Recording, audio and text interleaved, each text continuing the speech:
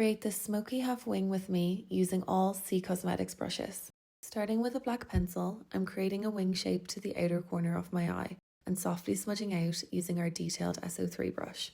I'm then applying a deep brown eyeshadow to my S03 and blending this just slightly above the liner.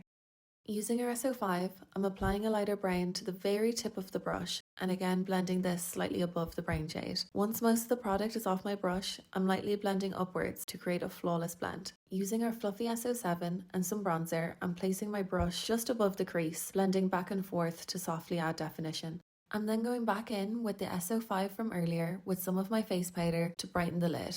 Now back to the wing. Starting with our super fine detail S02 brush, I'm applying black eyeshadow to the outer corner to bring back the definition we lost during blending. I'm also reapplying the deep brown shade, which should now easily melt in with your blend. Using the side of my S02, I'm pressing black eyeshadow into my lash line to create a gradient, then using the tip of the brush to create an inner corner wing and define my bottom lash line.